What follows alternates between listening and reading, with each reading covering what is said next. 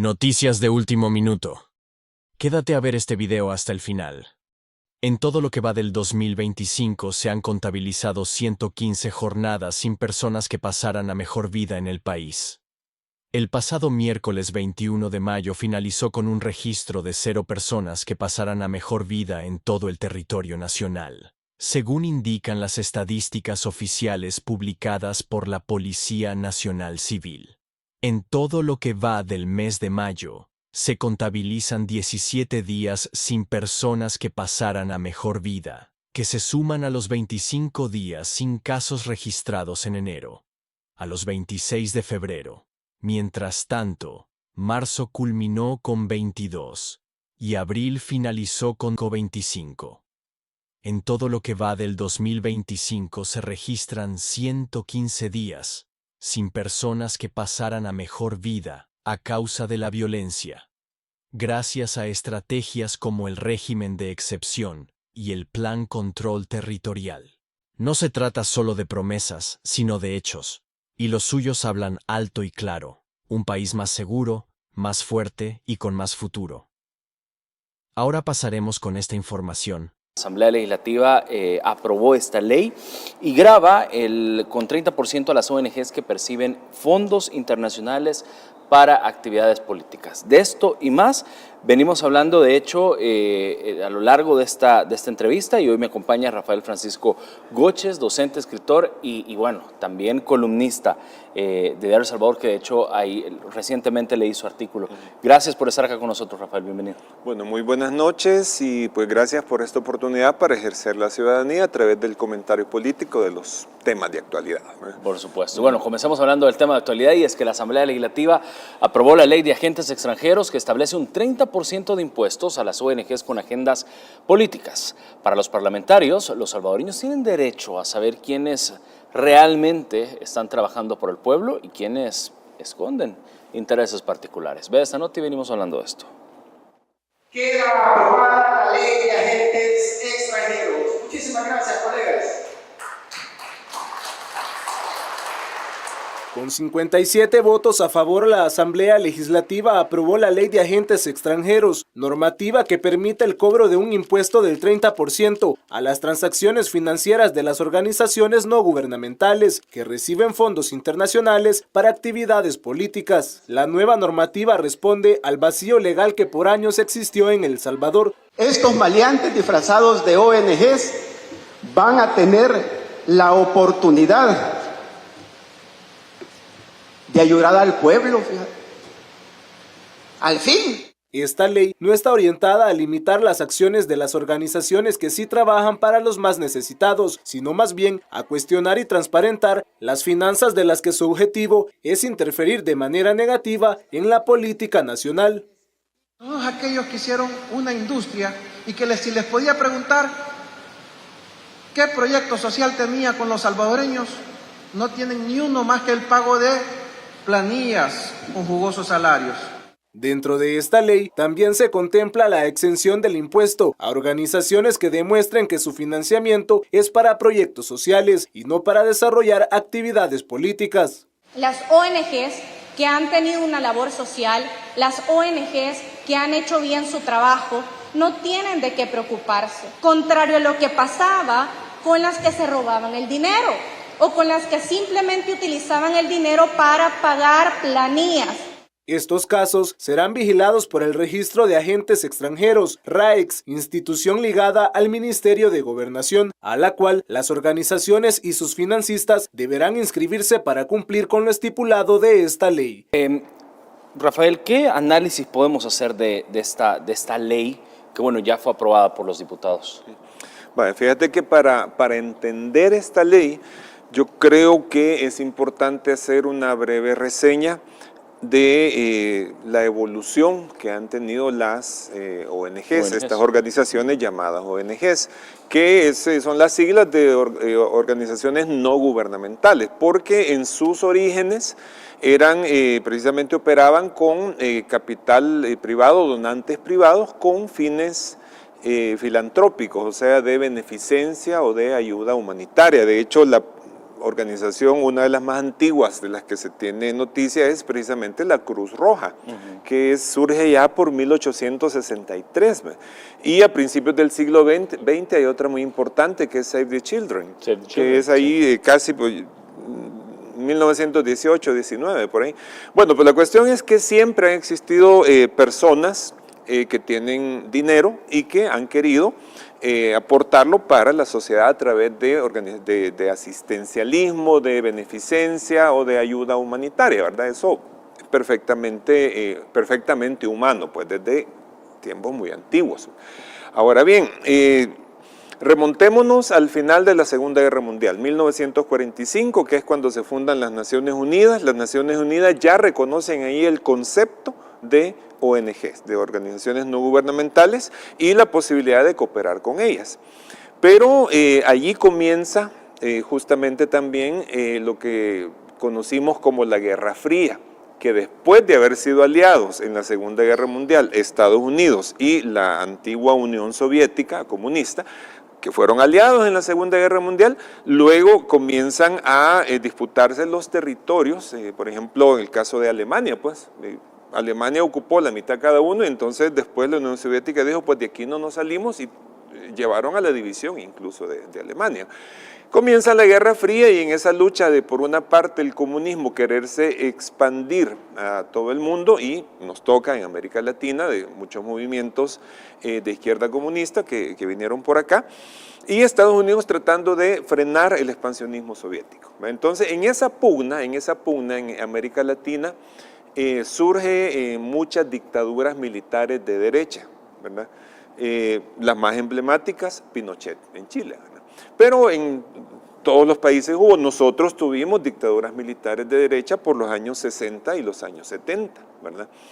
Entonces, ante esa situación, resulta que hay ciertas personas que dicen, ya no basta solamente dar asistencia humanitaria, sino que también hay que presionar por cambios de otro orden, de orden político, y presionar para que las estructuras sociales vayan cambiando. Y en esa línea, en América Latina, resulta que las ONGs comienzan a hacer activismo. Digamos, uno de los más notorios fue el activismo por los derechos humanos, ya que las dictaduras militares de la época pues tenían por costumbre una represión completamente ilegal, violenta y violatoria de los derechos humanos. Entonces, por ejemplo, hay organizaciones muy antiguas como Amnistía Internacional, que viene de esa época. Entonces, ahí ya hay una primera separación entre las ONG que se quedan con asistencia social y otras ONG que comienzan con activismo político, por supuesto basándose en causas justas y en causas reales, ¿verdad? Hasta ahí vamos bien, ¿verdad? Ahora, termina. Que eso podemos hablar de una metamorfosis de las ONGs. Hasta ahí, digamos, hay una primera división, pero digamos, hay cierto conflicto, pero son causas justas, que encuentran raíz en los propios países, porque aquí en el país tuvimos, por ejemplo, una de las ONGs más importantes durante el periodo de la Guerra Civil, fue la Comisión de Derechos Humanos No Gubernamental, ¿verdad? Y ahí ya se veía una tendencia. La tendencia era que, como los gobiernos eran dictaduras militares de derecha, entonces las ONG naturalmente se fueron, digamos, posicionando y fueron siendo percibidas como organizaciones de izquierda. Entonces, esto es importante. ¿Por qué? Porque más adelante va a haber otra mutación, ¿verdad?, de ese pensamiento tendiente a la izquierda cuando termina la Guerra Fría, cuando cae el muro de Berlín, años 89-90, y cuando pues prácticamente ya no existe. En esa época no existe pues más la amenaza de la expansión comunista, la izquierda entra en crisis, en una crisis de identidad, porque entonces hay mucha gente que estaba en esas ONG de izquierda y dijeron, bueno, ¿y ahora qué hacemos?, ¿verdad? Porque sus paradigmas se quiebran.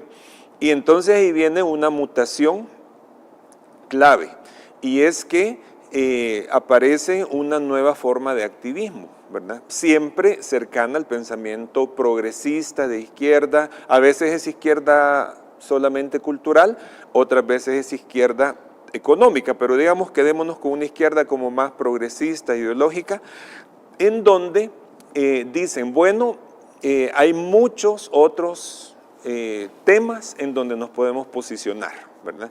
Y comienza una expansión de temas. Ya no va a ser solamente el tema derechos humanos, que es un tema legítimo, que es un tema justo, sino que también dicen, bueno, resulta que no solo los proletarios, los obreros son los oprimidos por el sistema, sino que hay otros sectores que también son oprimidos y entonces vienen activismos, por ejemplo, cierto tipo de feminismo,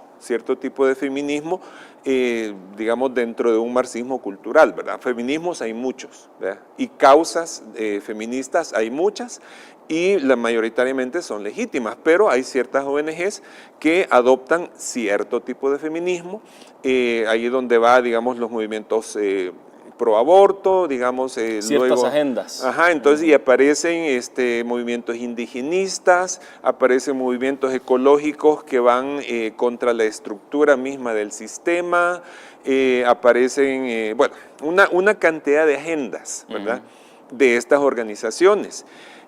Y normalmente estas organizaciones, en esta tercera mutación, digamos que la primera era mutación solamente para digamos, el elemento asistencialista, que se deriva, que se separa luego con el tema de derechos humanos y luego aparecen ya muchos otros temas, ¿verdad? Muchos otros temas combinados, que son agendas que en muchos casos, ojo con esto, en muchos casos esas agendas no surgen de los países del sur cultural. Nosotros somos un país del sur cultural.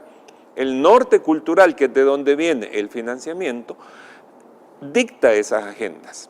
Entonces, aquí no necesariamente van a coincidir los intereses nacionales de cada uno de los países con las agendas que se dictan allá, claro, de donde viene el financiamiento. Y entonces, resulta que todos esos activismos tienen una gran influencia.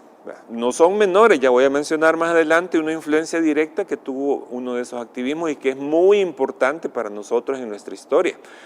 Pero bueno, la cuestión es que esos activismos normalmente van a entrar en conflicto con los estados nacionales, ¿verdad? Entonces ahí vamos a tener ya una confrontación entre el globalismo, que son estas agendas mundiales de las ONGs y los que financian, que son gente de mucho poder económico, ¿verdad? O sea, los que financian las ONG no son colectas de a poquito, o sea, son personas multimillonarias que dan esas agendas y los estados nacionales que son vistos como quienes obstaculizan o quienes no cumplen con esas agendas. Entonces se da un conflicto entre globalismo y soberanismo o nacionalismo en muchos países. Es el caso de El Salvador, ¿verdad? Entonces, más o menos así es como se ubica esa situación. Y los estados, ¿qué es lo que sucede? Los estados reaccionan porque ven que estas ONG vienen muchas veces con activismo que va en contra de los intereses políticos internos, ¿verdad? Claro. Ajá. Y ahí hay una cierta, digamos, injerencia, si lo queremos llamar así. Salvadoreño, estamos hablando, bueno, de hecho está haciendo una metamorfosis sumamente interesante del origen de las ONGs y cómo estas han venido evolucionando en las diferentes etapas. Y nos habíamos quedado en que existen diferentes tipos de activismo que entran en conflicto, precisamente mencionaba usted, con los estados nacionales. Y está el tema del globalismo, donde dice, obviamente, se mueve muchísimo poder económico, no son colectas, no son pequeñas donaciones, sino son millones de dólares, obviamente, que se mueven por ahí, contra la soberanía, precisamente, de un país. Nos quedamos en eso. En esta etapa que usted dejó ahí sobre la mesa, ¿qué es lo que confluye? Vale. Cuando ya tenemos ese conflicto entre ONG globalistas y estados nacionales, pues entonces resulta que aparecen temas que los estados sienten como interferencia en sus políticas internas. Nosotros aquí en El Salvador después de la Guerra Civil, inmediatamente en la década de los 90, tuvimos una enorme injerencia de ONGs que estaban promoviendo leyes garantistas. Quienes tenían conciencia política en esa época no me van a dejar mentir, que se comentaba mucho de que aquí nos traían leyes como que eran leyes para suizos, fuera de nuestro contexto, ¿verdad? Aquí tuvimos una ley del menor infractor, en donde no importaba que un pandillero menor de edad hubiera cometido 10, 15 asesinatos, lo más que se le podía tener era 7 años internado, ¿verdad? Entonces, leyes fuera del contexto y fuera de la realidad, pero eran leyes garantistas que fueron apoyadas por muchas ONGs, que fueron trabajadas con lobbies, con gente que influenciaba, quienes tomaban las decisiones políticas, y claro, para quedar bien el país ante esos organismos, pues decía, sí, vamos a aprobar esto, para aparecer como que país más progresista, pero si esas leyes no tenían arraigo en una base nacional, pues quedaban fuera de contexto. Ahora bien, ¿qué es lo que tenemos ahora? Tenemos cierta cantidad de ONGs que tienen unas agendas que en realidad son agendas de activismo político. Eso no hay que perderlo de vista. Aquí no es que se esté acusando a las ONGs injustamente, a ciertas ONGs injustamente de hacer activismo político. Es activismo político y esas ONGs lo saben perfectamente. Aquí no vamos a engañar a nadie diciendo eso, ellos lo saben. Ahora bien, ¿qué es lo que sucede? Que ese activismo político global pues choca con una realidad política local, ¿verdad? ¿Por qué? ¿Qué es lo que resulta? Que le da a esas ONGs por tener una campaña permanente para desacreditar no solamente al gobierno salvadoreño, sino especialmente los logros que se han tenido. Y eso lo vemos a diario. Ellos tienen medios de comunicación, tienen cadenas internacionales de noticias, tienen periódicos, tienen gente que anda cabildeando para ver voceros internacionales. Sí, claro. no, y cabildean en todos los ámbitos, en los ámbitos donde se toman decisiones importantes. En las esferas políticas. Hay una ONG, por ejemplo, que tiene su sede, que se llama la Washington Office for Latin American Affairs, WOLA, que es una fundación patrocinada por Open Society, entre otras partes, que esos han pedido sanciones, por ejemplo, en su momento para el país, ¿verdad? Que no haya préstamos, que no haya financiamiento, que se cancele aquí, que se cancele allá, por agendas políticas. Ahora bien, ¿tienen ellos derecho a tener su agenda política en contra del gobierno salvadoreño? Sí lo tienen. Lo que no tienen derecho es a adjudicarse una representación que el pueblo salvadoreño no les ha dado. Eso es importante, ¿verdad? Porque estas ONGs actúan acá, pero no se someten a un procedimiento que se llama elecciones. O sea, el pueblo salvadoreño no eligió a Open Society para que lo representen los intereses nacionales, ¿verdad? Claro. El pueblo salvadoreño eligió a un gobierno, a un proyecto político. En el momento en que elija otro, bueno, eso será otra historia, pero ahorita la situación no es así. Entonces, El Salvador tiene todo el derecho como gobierno y como Estado a fiscalizar, a exigir cuentas de estas organizaciones que vienen a hacer activismo político. Mismo derecho que tiene Italia, que tiene Alemania, que tiene España, que tiene Gran Bretaña, que tiene Estados Unidos. En Estados Unidos desde 1938 existe la Foreign Agents Registration Act, que es el acta es una ley de agentes extranjeros. FARA, esas son las siglas. Así se llama, sí. Desde 1938. Y ahí, en todos estos países que he mencionado, no estamos hablando de que en Nicaragua, en Venezuela, porque a eso se van muchos, dicen, entonces nos vamos a parecer a Nicaragua y Venezuela. No, nos vamos a parecer a países europeos y Estados Unidos que tienen una gran supervisión y vigilancia sobre extranjeros que llegan a sus territorios a hacer activismo político. Entonces, eso es un elemento claro y que también ellos lo saben. Entonces, ¿cómo es que hay ONGs que vienen aquí a querer que no se les fiscalice, pero en sus propios países de origen, ahí sí se les fiscaliza? Ahí sí tienen restricciones importantes. Imagínate que yo llegara con una ONG a patrocinar en España el antimonarquismo, que llegara en España a hacer proselitismo mediante una ONG a favor de las independencias de las comunidades autonómicas o en contra de la monarquía. Y en contra de la monarquía, inmediatamente voy deportado, Sí. ¿verdad? Eso es así. Lo mismo sucede en otros países donde tienen prohibido, ojo, en algunos es restringido, en otros es prohibido hacer cierto tipo de activismo político. Sí. Entonces, el Estado salvadoreño tiene todo el derecho para poner regulaciones a estas ONGs que hacen activismo político y que está clarísimo que esto así. Por supuesto, hay otras ONG que se mantienen en la línea de la ayuda humanitaria, de la asistencia social, que ese es otro caso, que ya lo vamos a hablar como es que está planteado en la ley, ¿verdad? Claro. Pero el asunto es que aquí estamos, es decir, no nos confundamos, pues tampoco somos ingenuos, ni unos ni otros, ni los que están con las ONGs, ni el lado del gobierno. Aquí se trata de una guerra ideológica cultural que se manifiesta a través de esas ONGs. Ahora bien, yo quisiera, antes de irme a la pausa, desarrollar bien esta pregunta que le voy a hacer, porque ya obviamente con esta iniciativa que aprobaron de hecho los diputados, ya hay pronunciamientos, ya hay comunicados, ya hay posturas, ya hay entrevistas, ya hay toda una narrativa de organizaciones que han reaccionado a esto y han dicho, esto va contra la democracia. ¿Por qué no va contra la democracia?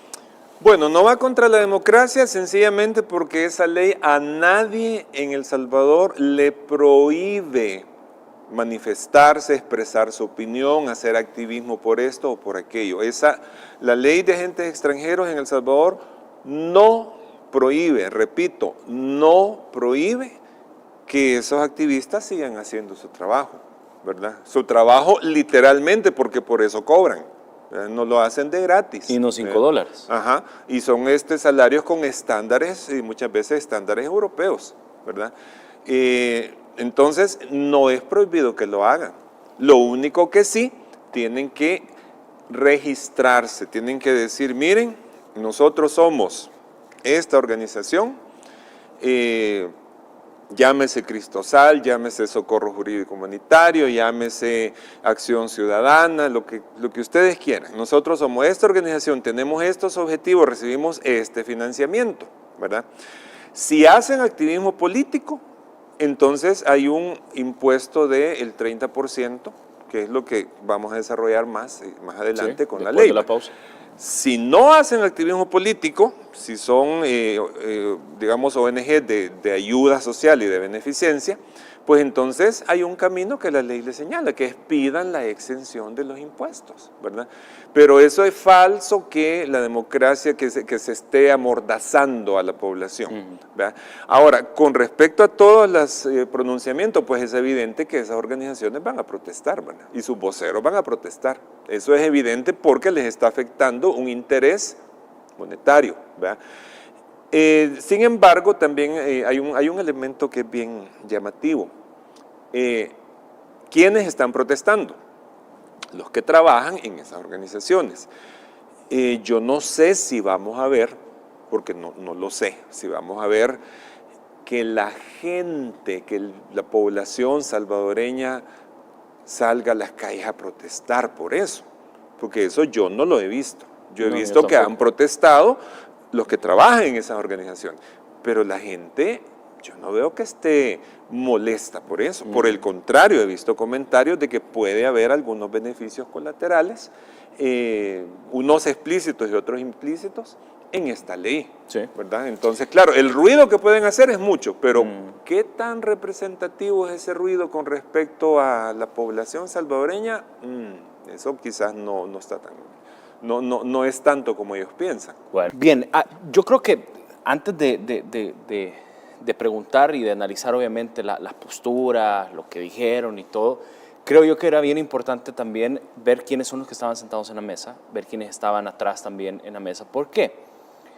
Porque son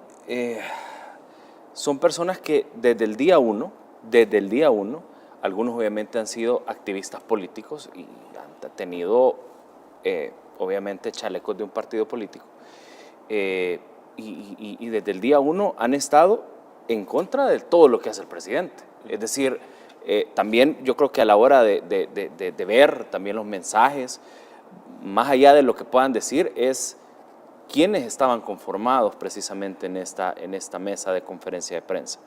Pero bueno, yo nada más pregunto su punto de vista.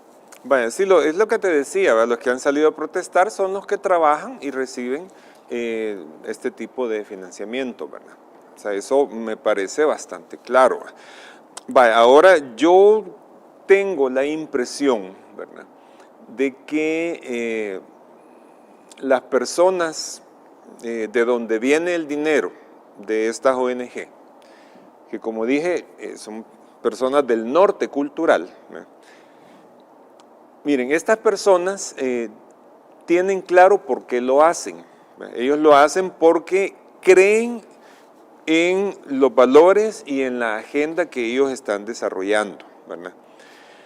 Y tienen el dinero para apoyar y para promocionar esos valores.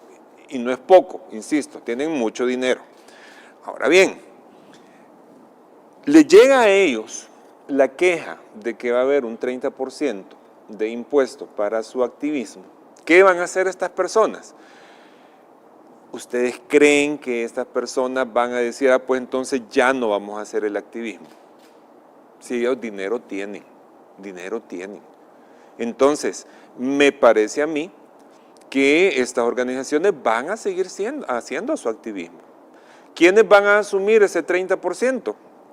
Los financistas. Y a ellos dinero no les falta, ¿verdad?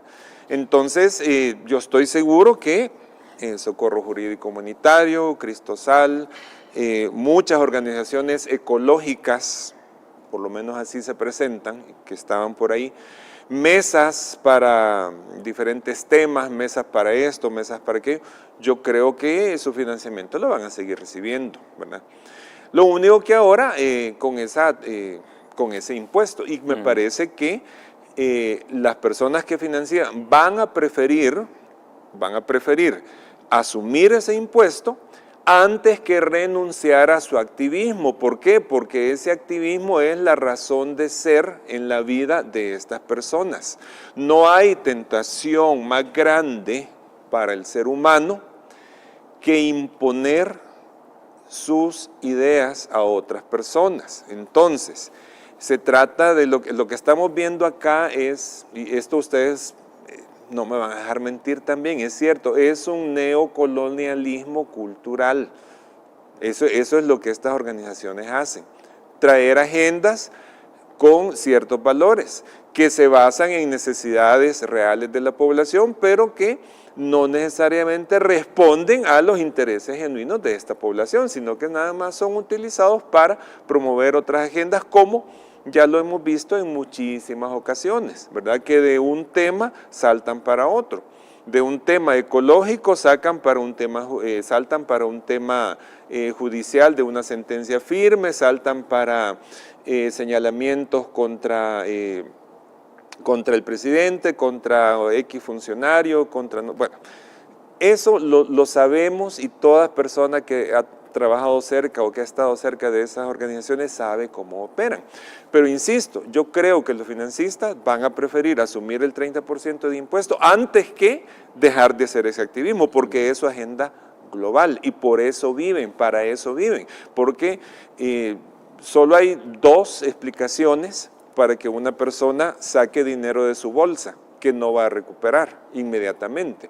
Una es porque va a ser un buen negocio, y que no es el caso, porque estas organizaciones lo que reciben no son préstamos, sino que donativos, y el otro es para promocionar, colonizar y expandir sus ideas. Y ese es un sentido existencial que yo creo que estas personas que financian lo tienen y no van a renunciar a ello. O sea que tampoco es que O sea, siento yo pues que están un poquito como sobreactuando, si se puede decir de esa manera, porque las ONG estas no van a desaparecer, van a seguir ahí, solo que supervisadas, y eso el Estado tiene derecho a hacerlo. Ahora bien, supervisadas, y esto incluye donaciones, pagos o importaciones o especies, decían los diputados hoy. Sí, así es. En el registro que ellos tienen que hacer, pues ahí se les explica, entiendo yo que no solo es la ley que ya está aprobada, sino que la ley misma abre la puerta para que se hagan reglamentos más específicos, claro. ¿Verdad? Lo que sí es que tienen que declarar, ¿verdad? Tienen que declarar. Eso sí es importante, que no vayan a... porque hay algunas personas que dudan y dicen, no, pero si los ponen así van a recibir dinero de otra manera. Ah, bueno, pero entonces ahí entramos en otro tipo de infracciones que pueden ser más graves. Claro. Ajá, pero la cuestión es que sí tienen que declarar y tienen que estar sujetas a pues esa supervisión, ¿va? A menos que vayan a hacer lo que han hecho otros, de trasladar su sede a otro país, ¿verdad? Pero ahí ya entramos en otros problemas y en otros líos, ¿verdad? Porque algunos de ellos dice, como no queremos ser supervisados, entonces nos vamos para, no sé, para Costa Rica, allá reciben y aquí actúan, ¿verdad? Sí. Pero bueno, no sé si ese va a ser el caso, si esa va a ser la forma. En el caso, como bien dicen que echa la ley, echa la trampa, pues la ley tendrá que ponerse al día con ese tipo de tretas que pudieran surgir, ¿verdad? Pero el objetivo no es que dejen de actuar por parte de la ley y por parte del Estado. El objetivo es que estén supervisadas y que con ese 30% de impuesto se les permita a ellos realmente, se les permita, digamos, colaborar en causas reales. Claro. En causas reales.